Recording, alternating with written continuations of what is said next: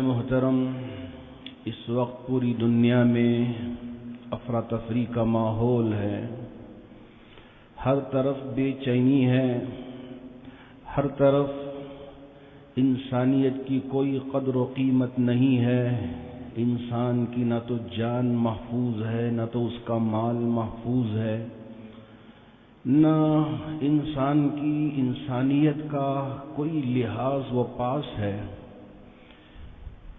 جبکہ میرے آقا تاجدار مدینہ احمد مصطفیٰ محمد مجتبیٰ صلی اللہ علیہ وسلم نے انسانیت کی قدر و منزلت کو بہت ہی واضح انداز میں بیان فرمایا تھا، اور آپ نے عملی طور پہ امت کے سامنے انسانیت کے مرتبے کو بیان فرمایا تھا، اس کی قدر و منزلت کو لوگوں کے سامنے واضح فرمایا تھا، لیکن آج اسے ہمیں نہ تو دیکھنے کے لیے ملتا ہے، نہ تو ہم کو سننے کے لیے ملتا ہے۔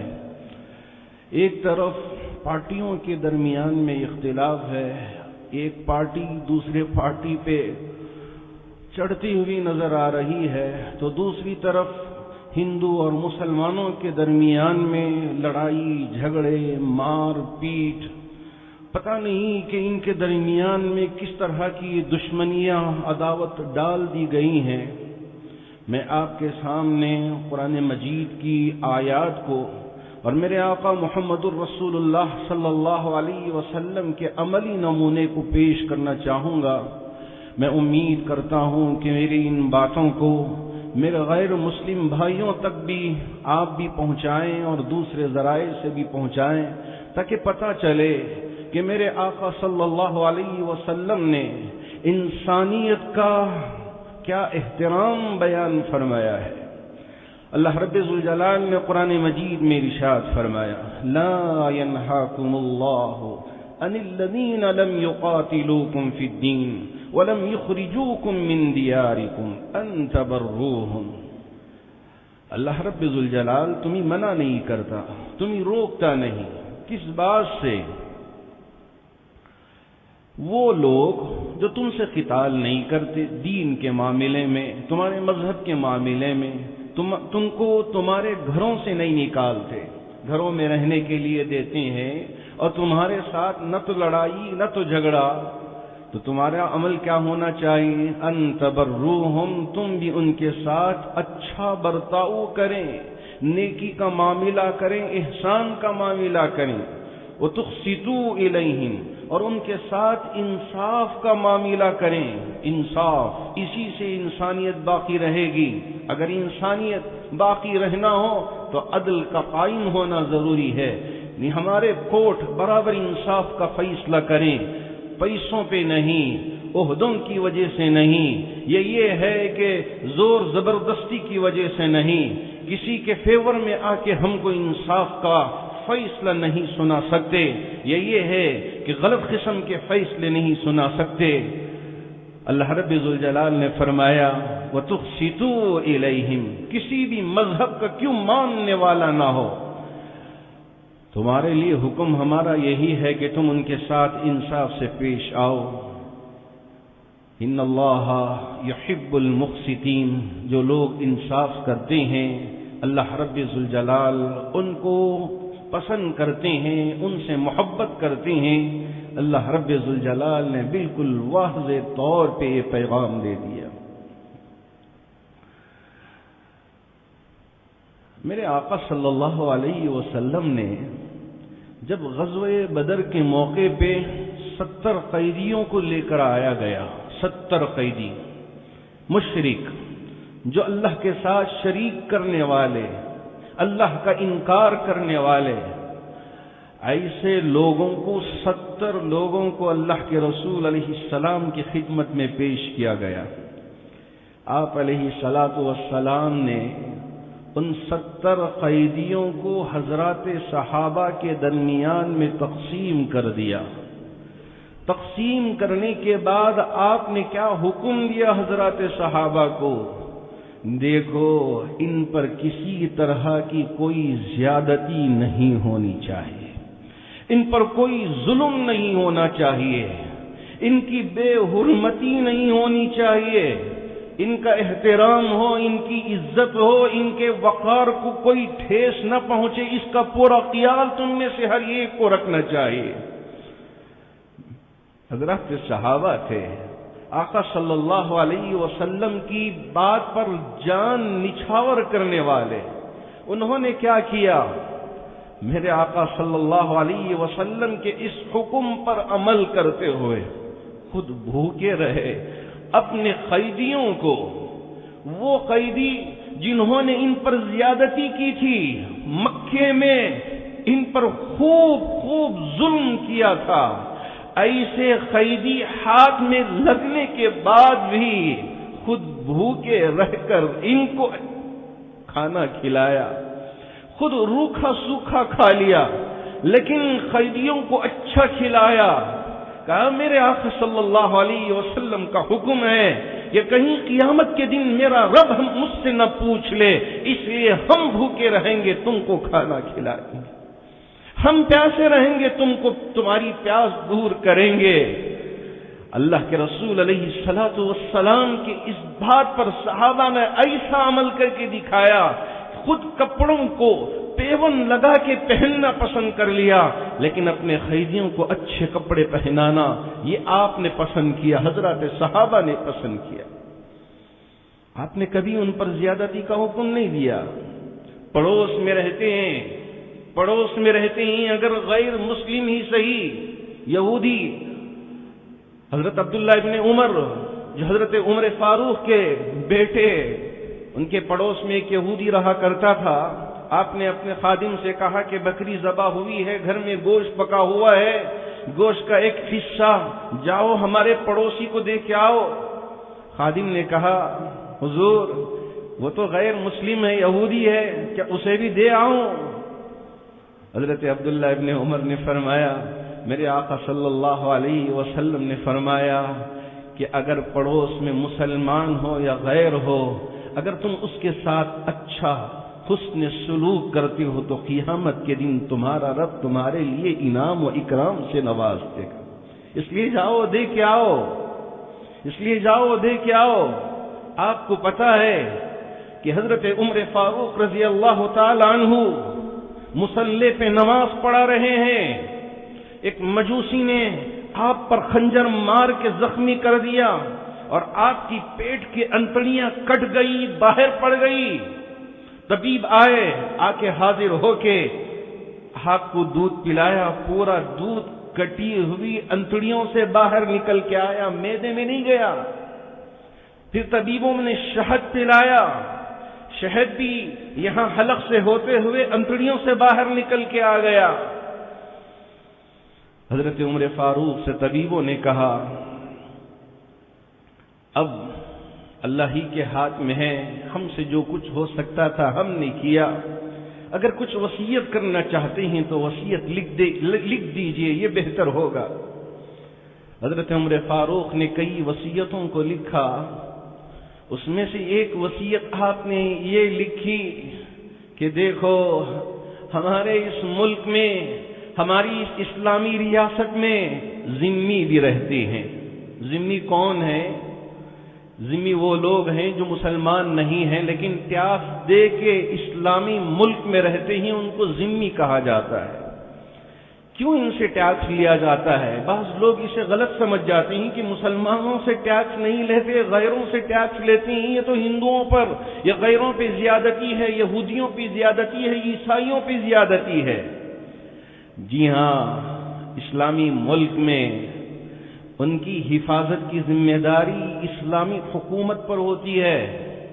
اس کے لیے یہ اگر پیسہ دیتے ہیں، جیسے آج کل لوگ فلیٹس میں رہتے ہیں تو وہاں مینٹیننس دینا پڑتا ہے کہ آپ مینٹیننس ادا کریں تو آپ کے لیے سیکورٹی فراہم ہوگی، آپ کے لیے لفٹ کی سہولت ہوگی، آپ کے لیے باہر ساری جگہوں میں لائٹ کا انتظام ہوگا، یہ سارا خرچ آپ پہ ہوگا، یہ حکومت ادا نہیں کرے گی۔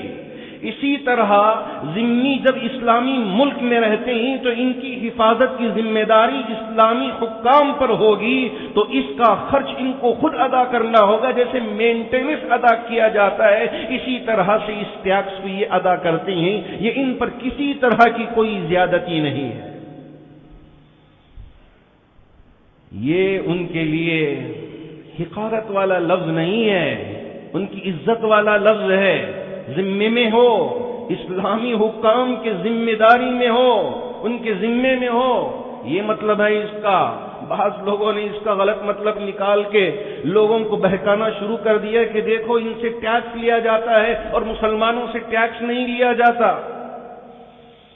ہے میرے اللہ، کس طرح کی غلط فہمیاں پیدا کر کے مسلمانوں اور غیروں کے درمیان میں نفرتیں اور دعوتوں کے بیج بو دیتے ہیں، جس کی وجہ سے ان کے درمیان میں ایک دیوار حائل ہو جاتی ہے، یہ ان کے دشمن یا ان کے دشمن۔ اسلام نے کبھی اس طرح کا حکم نہیں دیا۔ حضرت عمر فاروق نے کیوں حکم دیا؟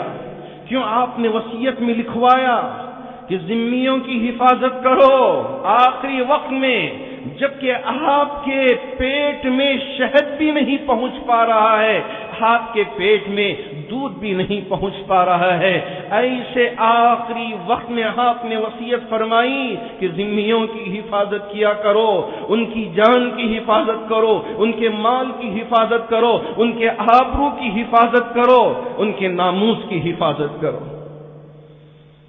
اس لیے کہ انہیں پتا تھا، حضرات شارحین نے لکھا ہے، محدثین نے لکھا ہے، ان کو پتا تھا کہ مجھے مارنے والا ایک مجوسی ہے، مجھے شہید کرنے والا ایک مجوسی ہے، کہیں خون کے بدلے میں، اس لیے کہ امیر المؤمنین کا نعوذ باللہ شہید کر دیا گیا ہے، ان پہ حملہ کیا گیا ہے، پورے مجوسیوں کو کہیں قتل نہ کر دیا جائے، ان کے خون کو بہا نہ دیا جائے، اس لیے کہ ہمارے اس ملک میں بہت سارے مجوسی رہتے ہیں کہ ایک مجوسی نے مار دیا تو اس لیے دوسرے مجوسیوں پہ کہیں ہمارے مسلمان بھائیوں نے، ہمارے ساتھیوں نے ان پر زیادتی نہ کر بیٹھے، اس لیے حضرت عمر نے وصیت لکھوائی، کہا کہ ذمیوں کے ساتھ، کہا کہ اس ملک میں جو غیر رہتے ہیں ان پر کسی طرح کی کوئی زیادتی نہیں ہونی چاہیے، یہ میری وصیت ہے۔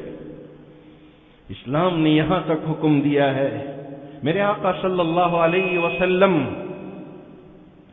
جی ہاں، مسجد نبوی کے پاس بیٹھے ہیں، ایک جنازہ کا گزر ہو رہا تھا، آپ علیہ الصلوۃ والسلام نے فرمایا کہ دیکھو جنازہ آ رہا ہے، چلو اٹھ کھڑے ہوں۔ پاس میں رہنے والے حضرات صحابہ نے فرمایا، یا رسول اللہ، یہ جنازہ تو ایک یہودی کا جنازہ ہے، کہ اس کے لیے بھی ہم اٹھ کھڑے ہوں، یا اس کے لیے بھی ہم اٹھ کھڑے ہوں؟ آپ علیہ الصلوۃ والسلام نے فرمایا، ارے یہ یہودی ہو اس سے مجھے کوئی لینا دینا نہیں ہے، ایک انسان ہے، انسانیت کا احترام مجھ پر ضروری ہے، اس کے احترام میں اٹھ کھڑا ہوا ہوں۔ اگر کوئی ہندو ہو اور اس کا جنازہ جا رہا ہو، اس کے ادب و احترام میں، جیسے ایک مسلمان کا جنازہ جاتے ہوئے ہم اسے سامنے چھوڑتے ہیں، ایک ایمبولینس ہو، اب اس کسی کی جان خطرے میں ہو تو ہم بازو آئیں، اسے رستہ چھوڑیں کہ جائیں، پہلے اس کی جان بچ جائے، ہمارا گزر تو ہو جائے گا، ہم تو پار ہو جائیں گے، ہماری نیا پار ہو جائے گی، لیکن انسانیت کی جان بچ جائے اس سے بڑھ کر کوئی اور چیز نہیں ہے۔ لیکن آج کا یہ دور، ایمبولینس اگر اس کی جان خطرے میں ہو، اب یہ سائرن بجا کے آ رہا ہے، اس سے آگے ہم نکل جائیں تو ہم دوڑ میں لگ جاتے ہیں کہ ہم ذرا، اس لیے کہ یہ پیچھے سے سائرن بجا رہا ہے، اس کے سائرن میں ہم ذرا جلدی جلدی پار ہو جائیں، یہ ہماری کوشش ہوتی ہے۔ یہ کیسی نفرتیں، یہ کیسی عداوتیں کہ ایک مسلمان کو ایک ہندو سے لڑا رہے ہیں، ایک ہندو کو ایک مسلمان سے لڑا رہے ہیں، یہ عداوتیں، یہ دشمنیاں، یہ نفرت کے بول، یہ نفرت کے بیج، یہ کسی کام نہیں آئیں گے۔ سب کے درمیان میں محبت ہونی چاہیے۔ میرے آقا صلی اللہ علیہ وسلم نے جہاں تحابو کا ذکر فرمایا ہے کہ ہدیہ دو، ہدیہ قبول کرو، آپ نے یہ نہیں فرمایا کہ صرف مسلمان سے ہدیہ لو اور مسلمان کے لیے ہدیہ دو، مسلمان سے تحفہ لو اور صرف مسلمان کے لیے تحفہ دو، آپ نے یہ نہیں فرمایا۔ جو کوئی بھی ہو، جس کسی بھی مذہب سے تعلق کیوں نہ رکھتا ہو، اگر ہدیہ دینے کا وقت ہو تو اسے بھی ہدیہ دو۔ اگر وہ کوئی چیز لا کے تمہیں دیتا ہے تو تم بھی اسے استعمال کر سکتے ہو۔ جی ہاں، اگر وہ اپنے معبودوں کے پاس پوجا کر کے لا کے دیتے ہیں تو وہاں شرکیہ چیز آ جائے گی، اس سے اجتناب کر لو۔ لیکن وہ اپنے طور سے کوئی ہدیے کے طور پہ آپ کو دے رہا ہے، اس کے استعمال میں کسی طرح کی کوئی قباحت نہیں ہے، شرعاً ممانعت نہیں ہے۔ حضرات محدثین نے صراحت کے ساتھ لکھا ہے۔ حضرات صحابہ کو کتنے یہودی تحفے بھیجتے تھے، حضرات صحابہ اسے استعمال کرتے تھے، اس لیے اس میں کسی طرح کی کوئی ممانعت نہیں ہے۔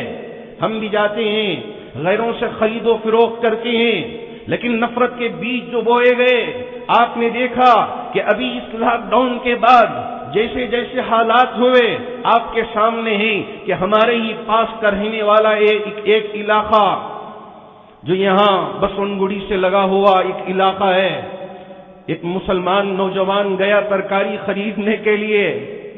اب بیچاری وہ غیر مسلمہ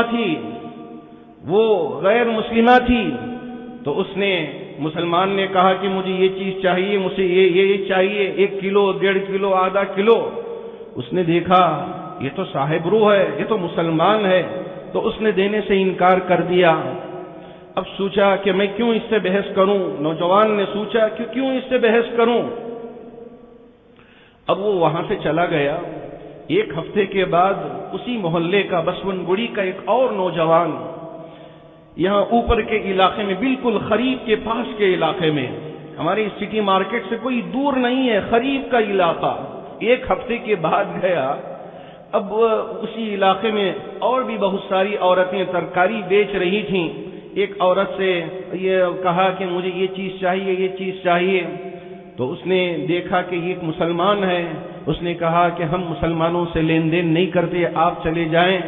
تو وہ مسلمان نوجوان سوچنے لگا کہ یہ کیوں ماحول اس طرح سے بن رہا ہے۔ اس نے کہا یہ کیوں آپ، اب تک تو ہم آپ سے لیتے رہے، دیتے رہے، اب تک ہمارے اور تمہارے درمیان میں لین دین چلتا رہا، اب کیوں تم منع کر رہی ہو؟ شروع سے ہم یہی خریدتے آ رہے ہیں۔ اس نے نوجوانوں کو پکار کے کہا دیکھو یہ حجت کر رہا ہے، یہ یہاں سے نہیں جا رہا ہے۔ 4-5 نوجوان آ کے اس نوجوان سے لڑنا جھگڑنا شروع کیا کہ یہاں سے جاؤ گے یا مار کھاؤ گے، یا یہ ہے کہ ہم آپ کے اوپر زیادتی کریں، ڈرانا دھمکانا شروع کیا۔ اتنے میں ایک شخص، ایک غیر مسلم، یہ سارے نظارے کو دیکھ رہا تھا، یہ سارے ڈرامے کو دیکھ رہا تھا۔ وہ پاس میں آیا، کہا کہ میں بہت دیر سے یہاں کھڑے ہو کے دیکھ رہا ہوں۔ کون دیکھ رہا تھا؟ ایک غیر مسلم آفیسر دیکھ رہا تھا۔ کہا کہ تم اسے ترکاری دو گی، اسے واپس بھیج نہیں سکتے۔ فوراً پولیس کو فون کیا۔ یہ ساری تفصیلات میرے پاس محفوظ ہیں کہ کس نے کیا اور کس کے ساتھ یہ واقعہ پیش آیا۔ اس نے پولیس اسٹیشن بسون گڑی کے پولیس اسٹیشن کو فون کر کے پولیس کو بلوایا، کہا کہ یہ ترکاری دے گی، اس کے بعد ان دکانوں کو یہاں سے ہٹا دیا جائے۔ یہ راستے پہ بیٹھ کر مسلمان اور ہندو کے درمیان میں عداوت پیدا کر رہے ہیں، جبکہ یہ ہمارا شہر بھائی چارگی کا ایک مثال تھا کہ مسلمان ہندوؤں کے علاقے سے جاتے ہیں، وہاں کوئی ڈر و خوف نہیں، اور ہندو بھائی مسلمانوں کے علاقے سے آتے ہیں، یہاں کوئی ڈر و خوف نہیں۔ ایک ایسا ماحول تھا، لیکن یہ کہاں کی یہ انسانیت ہے کہ اب یہ اپنی ترکاریاں مسلمانوں کو بیچنے سے منع کر رہے ہیں۔ یہ ماحول ختم ہم ہمارے شہر میں برداشت کر نہیں پائیں گے۔ کون کہہ رہا ہے کہ غیر مسلم آفیسر، اللہ کا شکر ہے کہ 1 ہفتے تک وہ پوری گلی کا کاروبار بند کر دیا گیا۔ آپ کو پتا ہونا چاہیے وہ غیر مسلم آفیسر ویدھان سبھا میں ایک بڑے پوسٹ پہ تھا۔ اللہ کا شکر ہے کہ ایسے آج ہمارے بھائی ہیں جن کے درمیان میں کوئی نفرت نہیں، کوئی عداوت نہیں۔ کچھ چند سر پھرے نوجوان جو اس طرح کی حرکت کرنے پہ اور مجبور کر کے مسلمانوں پہ زیادتی کرنا چاہتے ہیں، لیکن اللہ رب ذوالجلال انشاءاللہ ہر ایک کی حفاظت کرے گا، انسانیت کی حفاظت کرے گا۔ یہ ایسے چند سر پھرے نوجوان کبھی کامیاب نہیں ہوں گے۔ ہم میں سے ہر ایک کو محبت کا پیغام دینا ہے، ہم میں سے ہر ایک کو بھائی چارگی کا پیغام دینا ہے۔ اسلام نے جو کہا ہے کہ اگر قیدی بھی ہو، اگر یتیم بھی ہو، اگر مسکین بھی ہو، کوئی بھی ہو، اس کی مدد کرنی چاہیے۔ اگر کوئی مسافر ہے، غیر مسلم ہے، پریشان ہے، آپ یہ نہیں کہیں گے کہ تو مسلمان نہیں ہے اس لیے میں تجھے ہدیہ نہیں دے سکتا، میں تجھے پانی نہیں دے سکتا، میں تجھے کھانا نہیں دے سکتا۔ قرآن نے کیا کہا؟ وَيُطْعِمُونَ الطَّعَامَ عَلَىٰ حُبِّهِ مِسْكِينًا وَيَتِيمًا وَأَسِيرًا إِنَّمَا نُطْعِمُكُمْ لِوَجْهِ اللَّهِ لَا نُرِيدُ مِنكُمْ جَزَاءً وَلَا شُكُورًا۔ ارے کھانا کھلاؤ، مسکین ہے، بھوکا ہے، کھانا کھلاؤ۔ ہم دیکھ رہے تھے کہ جب لاک ڈاؤن تھا، یہاں بہت سارے غیر مسلم بھائی یہاں اطراف و اکناف میں جو صبح سے شام کر کے اپنا پیٹ پالتے تھے، لیکن جب لاک ڈاؤن ہو گیا ان کو کوئی کام کاج نہیں، کھانے کے لیے کچھ نہیں۔ میں اپنی ان آنکھوں سے دیکھا کہ وہ مسلمان بھائی اپنی کاروں میں مالدار نوجوان لڑکے، اللہ ان کو اچھا رکھے، اللہ ان کی زندگیوں میں خوب خوشیاں عطا فرمائے، اللہ ان کو خوش و خرم رکھے کہ مالدار نوجوان اپنی کاروں میں کھانا لا کے یہاں رات کے وقت میں بھی، کبھی صبح کے وقت میں، کبھی دوپہر کے وقت میں سناٹے کا ماحول، یہاں اوپر کھڑے ہو کے میں دیکھا کرتا تھا کہ وہ کھانا لا کے دے کے چپکے سے چلے جاتے، کوئی تصویر نہیں، کوئی ویڈیو نہیں، دے دیا اور چپکے سے چلے گئے۔ یہی تو انسانیت ہے۔ یہ نہیں دیکھا جائے گا کہ کیوں میں کھڑنے والا یہ مسلمان ہے یا ہندو ہے یا سکھ ہے یا عیسائی ہے، نہیں، ہم ہر ایک کو عطا کریں گے، یہ میرا رب کا حکم ہے۔ وَيُطْعِمُونَ الطَّعَامَ عَلَىٰ حُبِّهِ مِسْكِينًا وَيَتِيمًا وَأَسِيرًا۔ قیدی بھی ہو، قیدی قابل رحم ہے، اس لیے کہ اب اس کا کچھ چلتا نہیں ہے، کوئی زور زپاٹا نہیں، کوئی زیادتی نہیں، اسے بھی کھانا کھلائیں گے، اس کے ساتھ بھی اچھا برتاؤ کریں گے۔ یتیم ہے، اب بازو اس کا باپ بھی مر گیا، اب کوئی نہیں ہے اس کا پرسان حال، اب مسلمان ہے۔ مسلمان کے لیے حکم یہی ہے کہ اگرچہ کہ وہ غیر مسلم ہی صحیح، لیکن تم اس کے ساتھ اچھا برتاؤ کرو گے، اس کا خیال رکھو گے، اس کی ضرورتوں کو تم پورا کرو گے۔ یہ قرآن کا حکم ہے، میرے آقا صلی اللہ علیہ وسلم کی تعلیمات ہیں۔ اگر ہم ان باتوں پہ عمل کرتے ہیں، ہمارے لیے یہاں بھی کامیابی اور آخرت میں بھی کامیابی۔ اور اگر ہم یہاں ان باتوں پہ عمل نہیں کرتے تو بس صرف نام کے مسلمان بن کے رہ جائیں گے۔ ایک مرتبہ ٹرین میں میرا سفر ہو رہا تھا نارتھ کرناٹکا کا، اس وقت میرے سامنے ایک غیر مسلم آ کے بیٹھ گئے، آپس میں میرے ان کے درمیان میں گفتگو ہوتی رہی، تو انہوں نے افسوس کا اظہار کیا کہ جب مسلمانوں کی عید ہوتی تھی تو ہم ان کے گھروں میں جا کے کھانا کھایا کرتے تھے، جب ہماری عید ہوتی تھی تو ہمارے دیہات کے مسلمان ہمارے گھروں میں آتے تھے اور ہماری خوشیوں میں وہ شریک ہوتے تھے، جب ان کے گھر میں کسی کا انتقال ہو جاتا تو ہم بھی ہاتھ باندھ کے کھڑے ہو جاتے ان کے احترام میں کہ ایک ہمارا بھائی ہم سے رخصت ہو گیا۔ آج وہ دن دیکھنے کو نہیں ملتے، دیہاتوں میں بھی دشمنیاں ڈال دی گئی، ٹونوں میں بھی دشمنیاں ڈال دی گئیں، اب ہر طرف ایک دوسرے کو ہم شک کی نگاہ سے دیکھتے ہیں کہ یہ کیا نہ کر دے، یہ کیا نہ کر دے۔ میڈیا نے تو حلہ بول دیا ہے، میڈیا نے تو زہر گھول کے پلا دیا ہے، اس کو کیسے ختم کیا جائے؟ جبکہ ہماری شادیوں میں ہمارے مسلمان بھائی آیا کرتے تھے، اب وہ بھی سلسلہ ختم، اور ان کی شادیوں میں ہم جایا کرتے تھے، وہ بھی سلسلہ ختم ہو گیا ہے۔ دیہاتوں میں نفرت کے بیج بو دیے گئے ہیں، اب وہ ادھر یہ ادھر، کیسا ماحول بن گیا ہے۔ ہاں، درس کے جب حلقے لگتے تھے، حضرت امام ابو یوسف کا بھی حدیث کا درس ہوا کرتا تھا، آپ کی مجلس میں ایک مجوسی آ کے بیٹھتا تھا، آپ اسے بھی درس دیا کرتے تھے، جب اس کا انتقال ہو گیا تو حضرت امام ابو یوسف اس کی میت کو دیکھنے کے لیے چلے گئے۔ آپ کے شاگردوں نے پوچھا حضرت امام ابو یوسف سے، حضرت وہ تو ایک غیر تھا، آپ اسے دیکھنے کے لیے چلے گئے؟ کہا ہاں مجھے تو پتا ہے لیکن ایک انسان تھا، انسانیت کا احترام مجھ پر لازم تھا، اس لیے میں اس کے آخری دیدار کے لیے چلا گیا۔ میرے آقا صلی اللہ علیہ وسلم کی صحبت میں، خدمت میں ایک یہودی لڑکا آیا کرتا تھا، ہمیشہ آنا، آپ کی خدمت کرنا، آپ کے لیے چیزیں اٹھانا رکھنا، آپ کے ہر کام میں ساتھ دینا، تعاون کرنا۔ ایک دن بیمار ہو گیا۔ آپ علیہ الصلوۃ والسلام کو پتہ چلا کہ وہ یہودی لڑکا جو میرے پاس آیا کرتا تھا اور میرا ساتھ دیا کرتا تھا وہ بیمار پڑ گیا ہے۔ آپ علیہ الصلوۃ والسلام اس یہودی لڑکے کی عیادت کے لیے خود بنفس نفیس پہنچ گئے۔ آپ نے یہ نہیں کیا کہ میرے طرف سے آپ جا کے ذرا دیکھ آؤ، اسے دعائیں دے کے آؤ، آپ نے یہ نہیں کیا، بلکہ بنفس نفیس اس بچے کو، ارے بچے کی کیا، آتے ہی بہت سارے بچے کھیلتے رہتے ہیں، آتے ہی چلے جاتے ہیں، لیکن آپ علیہ الصلوۃ والسلام نے اس بچے کو بھی اتنی عزت دے کے بتا دیا کہ دیکھو میں یہ عمل کر رہا ہوں، تمہارے اوپر بھی یہ عمل لازم ہے، تم بھی ایسا ہی کرو گے، جن چیزوں پہ میں عمل کر رہا ہوں تم بھی عمل کرو گے۔ آج اگر یہ عمل ہمارے ہندو بھائیوں میں بھی آ جائے پھر سے، پہلے ان میں بھی تھا، لیکن میڈیا نے جو زہر گھول دیا اس کی وجہ سے ایک دراڑ پیدا ہو گئی ہے۔ امریکہ جیسا ملک آپ نے دیکھا ہوگا، ایک پارٹی کے لوگ اپنے ہاتھ میں ہتھیار لے کے دوسرے پارٹیوں پہ حملہ بول دیا۔ میں نے دیکھا کہ وہاں جس شہر میں میں تراویح سنانے جاتا ہوں، رات میں لوگ دروازہ بھی بند نہیں کرتے، اغل نہیں ڈالتے، کھلا رہتا ہے، کوئی چوری کا ڈر نہیں، کوئی جان کے جانے کا ڈر نہیں، بالکل امن و امان۔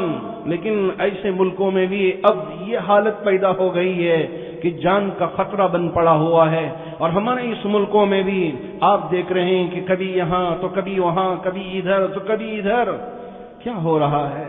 اللہ کرے اللہ ہمارے اس ملک کی بھی حفاظت کرے۔ جیسے پہلے سے ہم ایک دوسرے سے محبت سے رہتے یہاں آئے ہیں، اللہ رب ذوالجلال اسی طرح کی محبت ہمارے درمیان میں پیدا فرمائے۔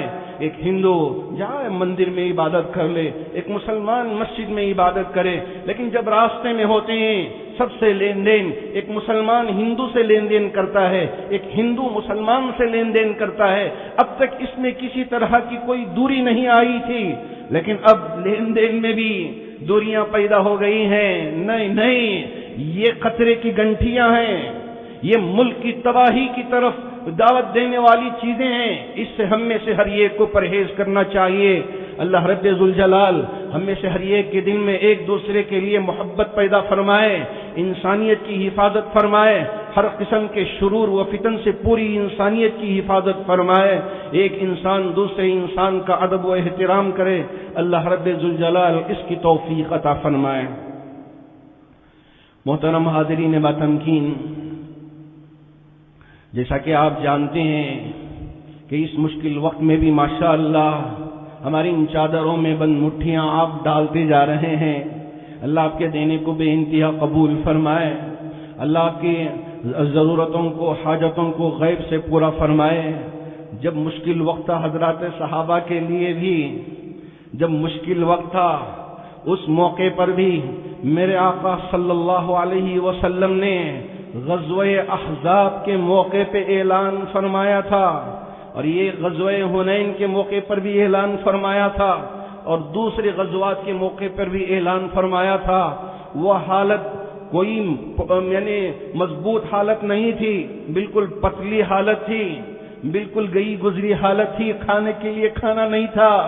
ایک سفر میں حضرات صحابہ کے پاس ستو بھی نہیں، کھجور بھی نہیں، حضرات صحابہ نے پتے کھا کے زندگی گزر بسر کی تھی۔ آپ علیہ الصلوۃ والسلام کے ساتھ تشریف لے گئے تھے۔ ایسے مشکل وقت میں جب آپ نے اعلان فرمایا، اے میرے صحابہ، جو کچھ تمہارے پاس ہے لا کے یہاں مسجد نبوی کے صحن میں جمع کر دو۔ آپ علیہ السلام نے جب اعلان کیا تو ایک طرف عمر فاروق بھی گئے، ایک طرف ابو بکر بھی گئے، ایک طرف عثمان غنی بھی گئے، دوسرے صحابہ بھی گئے۔ اب دو صحابہ کے درمیان یہاں حضرت ابو بکر کو پتہ بھی نہیں تھا، لیکن حضرت عمر کی فکر یہ تھی ہر وقت ابو بکر میرے سے آگے چلے جاتے ہیں، غار ثور میں بھی آپ ہی تھے، اور جب مکے سے آپ ہجرت کر کے مدینہ تشریف لائے تو آپ ہی سفر میں تھے، اور جب کبھی بھی غلاموں کو آزاد کرنے کا حق کی طرف سے اعلان ہوتا تو ابو بکر آگے بڑھتے اور غلاموں کو آزاد کرواتے۔ آج میرے لیے وقت ہے، کیونکہ اب ابو بکر سب غلاموں کو آزاد کر کے خالی ہو گئے ہیں، کچھ نہیں ہے مال، میں آج ابو بکر سے زیادہ مال لے جا کر نبی کے قدموں میں ڈال دوں گا۔ یہ جذبہ لے کے گئے، پورے مال کو گھر میں جمع کیا، 2 حصوں میں تقسیم کیا، آدھا مال بہت زیادہ لے کے اللہ کے رسول علیہ الصلوۃ والسلام کی خدمت اقدس میں حاضر کیا۔ کہا یا رسول اللہ، یہ لے کے آپ کی خدمت میں حاضر ہوا ہوں۔ آپ علیہ الصلوۃ والسلام نے یہ پوچھا نہیں عمر سے کہ اے عمر کتنا لے کے آئے ہو؟ حضرت عمر سے پوچھا عمر گھر پہ کیا چھوڑ کے آئے ہو؟ حضرت عمر رضی اللہ عنہ جواب دیا یا رسول اللہ صلی اللہ علیہ وسلم، جب سوال سنتے ہی سمجھ گئے کہ اللہ کے رسول علیہ السلام کی منشا کیا ہے، جواب دیا کہ پورا مال جمع کیا، آدھا گھر پہ چھوڑ کے آیا ہوں، آدھا آپ کے حضور پیش کیا ہوں۔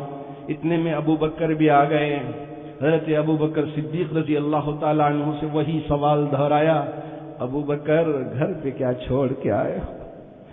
حضرت ابو بکر نے ایک عاشقانہ جواب دیا یا رسول اللہ صلی اللہ علیہ وسلم، گھر میں جو کچھ تھا جھاڑ کے پوچھ کے آپ کی خدمت میں لے کے حاضر ہوا ہوں، گھر پر اللہ اور اللہ کے رسول کو چھوڑ کے آیا ہوں، گھر پر اللہ اور اللہ کے رسول کو چھوڑ کے آیا ہوں، سب کچھ سمیٹ کے آپ کی خدمت میں حاضر کر دیا۔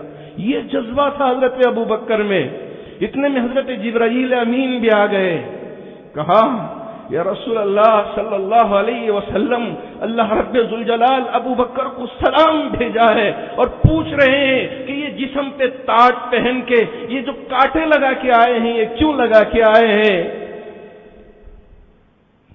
اللہ کے رسول علیہ الصلوۃ والسلام نے حضرت جبرائیل کے پوچھے جانے پہ ابو بکر سے پوچھا، ابو بکر یہ کیا ٹاٹ پہن کے آئے ہیں، یہ کیا ہے حالت آپ کی؟ حضرت ابو بکر نے فرمایا یا رسول اللہ، میرے بدن پہ جو کپڑے تھے اسے بھی میں نے نکال کے آپ کے قدموں میں ڈال دیا، میں نے اپنے بدن کو چھپانے کے لیے ٹاٹ پہن کے کیکر کے کانٹوں کو گنڈیوں کی جگہ میں لگا کے حاضر ہوا۔ اللہ کے رسول علیہ الصلوۃ والسلام کے فرمان پر، آپ کے اعلان پر اتنا جذبہ، سب کچھ سمیٹ کے لا کے ڈال دیا، کچھ نہیں تھا۔ یہ جذبہ تھا، کیوں؟ جنت کو خریدنے کے لیے۔ اللہ نے جو خوشخبری سنائی تھی، ان اللہ اشترى من المؤمنین انفسهم واموالهم بان لهم الجنہ، مومنین نے اپنے مال کے بدلے، اپنی جان کے بدلے جنت کو خرید لیا۔ حضرت ابو بکر نے جنت کو خرید لیا۔ آپ نے دعا دی حضرت ابو بکر کو، خوشخبری سنائی۔ ہاں یہی جذبہ آج